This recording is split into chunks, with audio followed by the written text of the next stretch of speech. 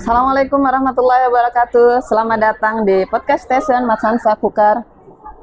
Kita hadir pada hari ini untuk launching perdana podcast Matsansa Kukar. Telah hadir bersama kita yang kita hormati Bapak Dr. Andes Haji Nasrun. Beliau adalah Bapak Kepala Kantor Kementerian Agama Kabupaten Kutai Kartanegara. Baik, kita sapa beliau. Selamat pagi Bapak, Assalamualaikum. Waalaikumsalam warahmatullahi wabarakatuh. Alhamdulillah Mbak Nurul sehat semuanya. Ya. Baik Bapak, dalam rangka launching perdana kita kali ini sengaja kita mengundang Bapak untuk sharing kepada warga MTS Kukar, baik yang masih belajar di madrasah maupun yang sudah alumni di luar Bapak ya. Nah, sebelum kita bincang-bincang, pada segmen kita bincang bareng santai bersama narasumber kita, Bapak Kepala Kantor Kementerian Agama Kabupaten Kutai Kartanegara. Bapak, untuk lebih mengakrabkan nih sahabat Matsansa, boleh ya Pak ya kita bertanya-tanya sedikit tentang riwayat pendidikan Bapak. Apa sih yang menjadi yang menarik gitu, atau apa sih yang motivasi Bapak ketika menjadi siswa dulu? Silakan. Baik, Assalamualaikum warahmatullahi wabarakatuh. Pertama, Bapak sampaikan selamat Hari Guru Nasional kepada terutama rekan-rekan Bapak Ibu Guru di MTSN Negeri 1 Kukar. Insya Allah dengan peringatan Hari Guru yang kita peringati bersama ini menjadi motivasi bagi kita bersama, guru berdaya untuk Indonesia Jaya. Terkait pertanyaan Mbak Nurul mengenai apa sih pengalaman dulu selaku siswa ya. Hampir tidak ada orang di dunia ini yang boleh dibilang sukses tanpa peran seorang guru. Betul. Saya pun bisa duduk di sini juga tidak lepas dari peran Bapak Ibu Guru. Saya kebetulan Mbak Nurul lahir di sebuah desa ya, desa kecil di daerah Bantul sana, Jogja, kurang lebih 55 tahun yang lalu. Dan Bapak mengenyam pendidikan mulai SD dulu ya, SD. Karena di tempat Bapak dulu belum ada MI, jadi SD, terus kemudian SMP, kemudian menariknya saya dulu itu STM Pertanian. Cuma yang saya ingat dulu selain saya sekolah pendidikan formal, setiap sore atau malam kita ikut pendidikan diniyah atau sekolah Arab kalau dulu. Dan kemudian S1 saya lanjutkan di IAIN Jogja, dan sekaligus saya juga di pondok pesantren. Saya di pondok pesantren kurang lebih 5 tahun. Namanya pondok pesantren An-Nur ya, pondok pesantren yang fokus ke tahfizul Quran. Dan saya menyelesaikan S1 kurang lebih 4 tahun Mbak Nurul. Ya Alhamdulillah, saya kalau nggak salah itu tahun 93 saya menyelesaikan S1. Kemudian untuk S2 sendiri saya baru bisa selesaikan atau bisa mulai 2017 dan berakhir 2019. Saya kira itu Mbak Nurul. Kalau tokoh teladan nih Pak, yang mungkin sampai saat ini masih berkesan, siapa sih Pak selama Bapak sekolah? Baik, terkait mengenai tokoh teladan ya, saya tentu sebagai umat Islam mengagumi ya Rasulullah Shallallahu Alaihi Wasallam. Tentu kita nggak boleh mentauladani selain beliau ya, walaupun kalau di dalam sisi kehidupan yang nyata di masyarakat kita di Indonesia, tentu kita punya sosok guru yang inspiratif ya. Betul. Nah, saya alhamdulillah mulai dari SD, SMP sampai SMA punya tuh guru-guru yang menurut saya sangat menginspirasi kami. Dulu kita ya sama dengan murid-murid lain barangkali bisa bandel, bisa nakal. Cuma cara mereka memberi motivasi, cara mereka mendidik kita itu ya kita pahami, walaupun kita dihukum itu sebagai cara mereka untuk menyayangi kita Mbak Nurul.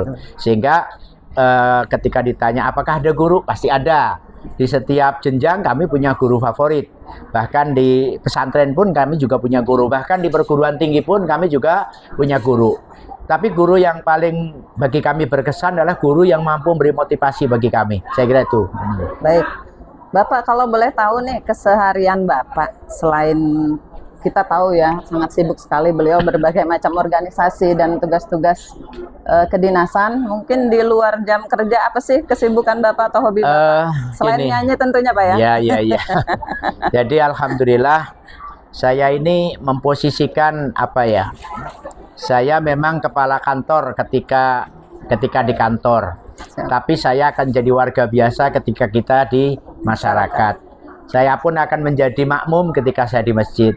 Artinya kalau ditanya keseharian saya, ya tentu saya itu punya moto, punya visi atau barangkali punya apa ya? Punya pegangan bahwa hidup itu yang paling penting bermanfaat. Artinya di posisi apapun, dimanapun lokasinya, bagi saya yang paling penting itu hidup bermanfaat. Ketika kita bermanfaat, kita bisa menginspirasi, kita bisa memberi kontribusi positif kepada lingkungan di mana kita berada. Menurut saya itu yang terbaik. Sehingga kalau ditanya kesibukan saya ya banyak sekali.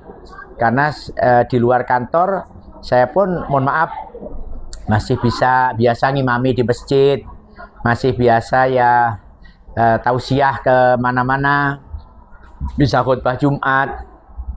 Dan saya juga punya hobi yang barangkali ya berkebun atau ya bersih-bersih begitu. Banyak kebunnya Pak ya?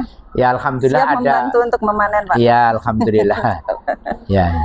Baik, mungkin untuk yang lebih serius sedikit ke sini Pak ya. Ya. Kalau boleh tahu Pak, konsep kepemimpinan Bapak yang Bapak terapkan, Bapak aplikasikan selama Bapak memimpin itu tipe yang seperti apa sih Pak gitu? Ya, baik. Saya ini boleh dibilang memulai dari bawah Mbak Nurul. Dan saya juga sampaikan kepada para siswa dan teman-teman. Karena saya dulu sekolah itu tidak hanya, mohon maaf, belajar tok atau bukuholik ya. Tapi saya juga banyak belajar organisasi. Dan ternyata dari organisasi inilah yang kemudian membentuk pribadi saya, membentuk karakter saya terkait kepemimpinan.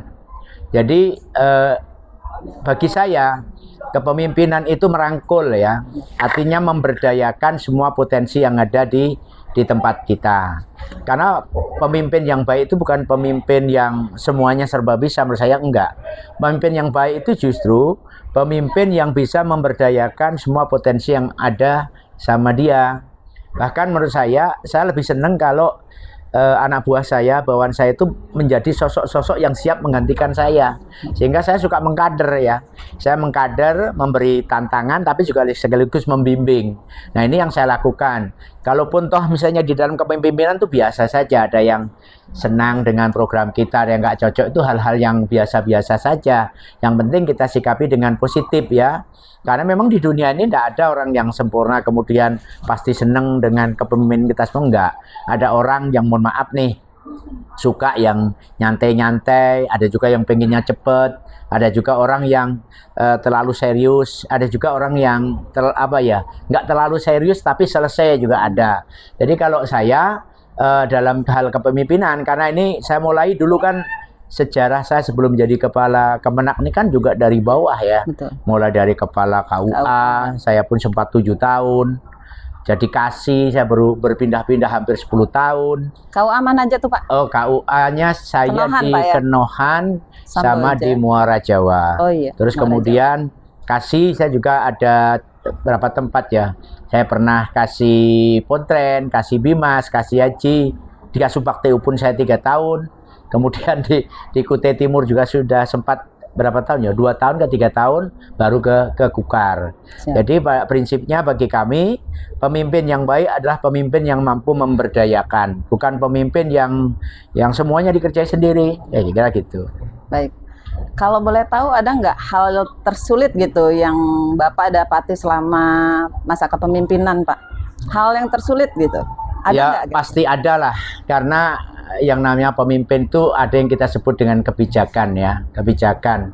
Yang tersulit itu apabila satu hal ini prinsip atau diperlukan atau urgent, tapi di sisi lain ini melanggar aturan. Maka hal-hal semacam ini tentu kita harus bijak menghadapi masyarakat kita. Misalnya satu sisi ini harus tuntas, harus selesai program ini. Tapi di sisi lain kita tidak ada dana ke sana. Maka disitulah pentingnya kita seorang pemimpin itu kemudian berpikir kreatif bagaimana masalah yang sulit itu bisa terrealisasi tapi tanpa melanggar aturan. Ya, itu yang menurut saya sulit dan ini perlu pembelajaran karena yang model-model semacam ini nggak ada di bangku kuliah, nggak ada juga diterangkan di buku-buku, tapi itu mulai tahap pembelajaran. Makanya saya sering bilang untuk teman-teman yang muda-muda itu pasti mereka akan dikasih tanggung jawab. Bisa jadi contoh nih, kalau kepala sekolah pasti kepala sekolah kita taruh yang jauh dulu. Ya, itu supaya apa? Supaya dia terbiasa menghadapi masalah-masalah. Nanti kalau udah dia bisa mengatasi di situ, kasih lagi tantangannya lebih berat. Sama dengan guru-guru. Mungkin pertama dia dikasih tantangan jadi wali kelas dulu atau mungkin jadi ketua kegiatan apa. Itu sesungguhnya kan dari sisi kepemimpinan dia sedang mengkader, mendidik supaya para calon pemimpin itu matang gitu ya. Jadi seorang pemimpin itu tidak hanya pintar tapi harus cerdas juga. Artinya kalau cuma bisa melaksanakan program itu menurut saya biasa-biasa saja. Tapi kalau bisa melaksanakan program yang ibaratnya yang di situ tidak disupport dengan hal lain atau mungkin bahasanya gini, dia targetnya 10 tapi dia bisa mencapai target 15 itu baru hebat. Menurut saya gitu Mbak Nur. Siap. Pak, untuk pertama kali nih Pak, mungkin kita juga agak terlambat ya untuk podcast station ini. Apa sih yang pesan Bapak untuk kami? Saya kira gini, sekarang kita sudah hidup di era medsos ya. Jadi teman-teman para guru ya, terutama di sini hadir banyak guru yang muda-muda, yang energik. Jadi kita memang sudah berubah dan tolong manfaatkan medsos ini sebagai media kita untuk berinovasi, media kita bersosialisasi, media kita untuk menebar virus kebaikan. Jadi manfaatkan media dan podcast ini salah satunya. Saya kira nanti setelah saya silahkan di podcast guru-guru yang berprestasi, yang inspiratif, guru-guru yang bagus-bagus. Karena apa, dengan podcast dan kita upload ya, tentu diedit dulu ya. Karena hal-hal yang tidak bagus tentu tidak perlu harus diupload, harus difilter dulu. Nanti ini bisa dilihat oleh semua orang dan lintas generasi. Bahkan ini file ini nggak akan hilang ketika kita sudah upload. Nah ini tentu kalau dalam bahasa agama, kalau kita beramal jariah ini akan terus mengalir. Mungkin saya akan pensiun, teman-teman pun suatu saat juga akan pensiun, tetapi ketika kita bisa menginspirasi, apalagi guru-guru tuh punya ide-ide yang bagus dan itu bisa ditiru oleh guru-guru yang lain dan podcastnya bisa menginspirasi murid-murid sehingga dia tambah kenceng dalam belajar, bahkan dia bisa sebagaimana pesan Pak Menteri tadi kan dalam Hari Guru Nasional, salah satu guru itu adalah menjaga nilai-nilai moral. Jadi kalau guru-guru bisa menginspirasi, bisa memberikan hal-hal dampak positif, saya kira sangat bagus Mbak Nurul. Apalagi di podcast ini harus sering-sering ya, mengundang tokoh-tokoh yang kita pandang baik. Jadi silahkan saja kita kalau perlu dijadwalkan dan diupload terus perbaikan terus supaya apa? Saya kira ini karena saya Bapak juga sudah keliling di beberapa madrasah ya, saya bersyukur setiap madrasah harus punya podcast kayak gini ya. Tapi selain untuk hal yang normatif, formalitas, bisa juga untuk hiburan ya. Artinya bisa juga untuk mengeksplor kemampuan teman-teman. Misalnya ya apa silahkan, mau drama, mau nyanyi, mau apa silahkan. Atau mohon maaf teman-teman guru-guru guru-guru yang kria kayak kembang kayak gini kan bisa dia di podcast belajar ngajari anak-anak cara membuat kembang, cara membuat kue, itu bisa loh.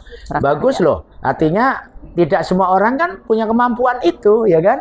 Nah ini saya kira hal-hal positif yang dimiliki para guru itu di podcastkan dulu, artinya di-upload sebanyak-banyaknya sehingga nanti ketika kita ngelihat oh MTS 1 oh kayak gini, banyak isinya tuh guru-guru inspiratif. Saya kira gitu Mbak Nurul. Baik. Dari luar mungkin ada video yang akan kita tayangkan. Ada anak-anak yang ingin bertanya Pak. Oh ya silahkan. Ada video langsung dan juga ada video yang diambil pertanyaannya dari IG. Kami persilakan. Baik, untuk pertanyaan dari Ananda Riana Wijaya, Pak, kelas 91. Apakah menjadi kepala Kemenak itu adalah cita-cita Bapak waktu dulu masih kecil?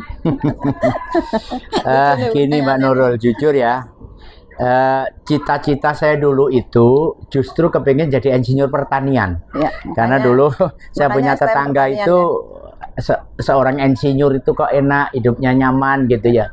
Sehingga saya dulu cita-cita saya jadi insinyur pertanian. Sehingga saya sekolahnya pun dulu di pertanian. Ya. Bahkan saya dulu sempat diterima di IPB Bogor.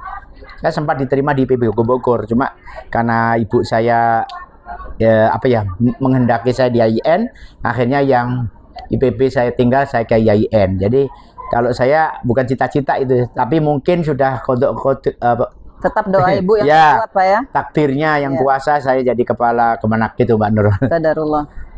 Baik, untuk pertanyaan selanjutnya dari IG-nya Mutiara kelas 82. Apa pesan Bapak kepada guru dan siswa untuk terus memotivasi dalam belajar dan berprestasi? Ya, baik. Jadi pertanyaan anak kita Mutiara ya, memang tugas guru bukan hanya mengajari ilmu ya, tapi yang paling penting itu menurut saya guru itu bisa menginspirasi, bisa memotivasi. Karena guru sekarang itu bukan guru yang mohon maaf menjadikan ibarat papan itu jadi kursi-kursi semua, enggak. Tapi ibarat bahan mentah. Seorang murid itu bisa jadi apa saja sesuai dengan passion, talentanya dia.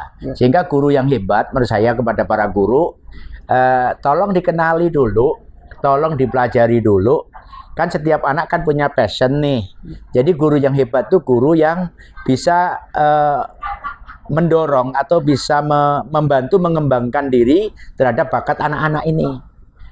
Karena saya punya keyakinan setiap anak apabila dia bisa kenali dengan passion yang dia miliki, terus dia dikembangkan, didorong oleh para guru yang inspiratif, memotivasi dengan wawasan, dengan trik-triknya guru, sehingga murid tersebut kemudian bisa bisa sukses dengan passionnya. Saya kira hal yang positif. Jadi sekali lagi kepada para guru agar bisa memotivasi siswa. Makanya kalau kita pahami untuk ukuran kecerdasan itu kita ngukurnya juga harus objektif kan, tidak boleh subjektif. Kalau mohon maaf nih, anak yang punya pinter di bidang akademik tapi belum tentu juga cerdas di bidang olahraga. Anak yang cerdas di bidang olahraga belum tentu juga cerdas di bidang seni. Artinya apa? Setiap anak-anak itu atau setiap diri kita itu pasti punya kecenderungan dan passion. Maka guru yang hebat adalah guru yang bisa membantu menemukan setiap anak dengan potensi dirinya. Saya kira gitu, Mbak Nurul. Baik, Bapak, terima kasih banyak. Bapak sudah meluangkan waktu dan berbagi bersama kita. Banyak sekali tips-tips yang bisa kita dapatkan, inspirasi yang kita dapatkan untuk sahabat Mas Hansa. Untuk yang terakhir, Pak. Ya, boleh. Kalau ada teman-teman guru mau tanya, mumpung ada kesempatan, silahkan. Yang mau nanya boleh. Walaupun tidak kelihatan di layar, silahkan mau nanya. Ada yang mau bertanya? Pesan terakhir, Pak. Oh ya, baik. Untuk teman-teman di MTSN Negeri 1, pesan saya, satu, tetap solid di dalam kita mendidik anak-anak kita. Yang kedua, jaga karakter diri. Kalau bahasa gampangnya etika, moral, akhlak itu nomor satu, saya ingatkan. Karena guru itu menjadi contoh bagi para murid, maka para guru harus menjadi role model dulu dirinya bagi murid-muridnya. Kalau para guru sudah bisa dilihat sebagai contoh bagi anak-anaknya, itu menurut saya sudah 50% proses pembelajaran itu sudah selesai. Yang ketiga, menurut saya setiap guru harus update pengetahuan, harus terus belajar, meningkatkan kompetensi dirinya. Tentu karena perkembangan dunia pendidikan itu dunia yang tidak statis tapi dinamis, maka kepada para guru wajib hukumnya untuk selalu mengupgrade dan mengupdate pengetahuan.